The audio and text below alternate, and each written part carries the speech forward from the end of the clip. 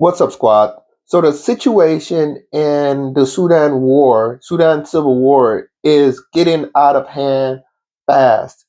Recently, the government forces have taken on a more aggressive strategy to try to end this war, which would be expected, right? As this war drags on, either side really looks for leverage on the other side to finally close this thing out and return the country to a state of relative civility.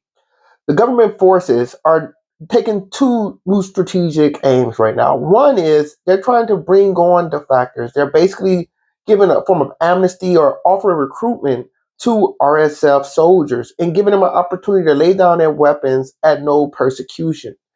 The second strategy is a little bit more dangerous. What they're starting to do is attack the supply lines of the RSF. So, as we know, the RSF originates in the western region of Sudan. Now, this part of the Sahel, the borders are kind of porous, and the people bleed over culturally, and ethnically. And some of the members of the RSF have originated from Chad, but a lot of the trade and the economic and resources that the RSF have is because of a lot of the trading that goes on in this part of Central Africa, whether that's with Chad and Central African Republic. And it's rumored that the way that these goods are getting to the sea, because this is a landlocked area, is through Libya, which is also a pathway for vitality for the RSF. And what this does is by attacking in Chad, this is starting to expand the war in Sudan and also cause resentment. A parallel to this would be the Congo, the DRC, and Rwanda, where Rwanda chased out the Houthi forces responsible for the genocide and they went into the Congo.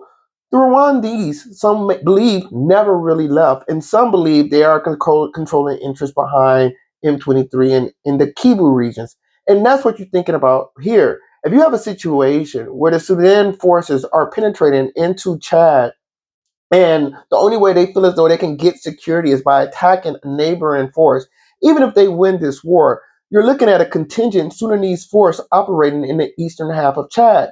Now, Chad is primarily populated on its western half, but this could possibly blow up, or even worse, become a situation where you have Chad become a puppet or a victim to Sudanese forces, the similar way that the Rwandese are handling the Congo. So the question is, what's the real solution? Is it possible for Sudan to win this war without occupying its neighbors? Love to hear your thoughts. Like, share, subscribe if you enjoy the content. Back to up.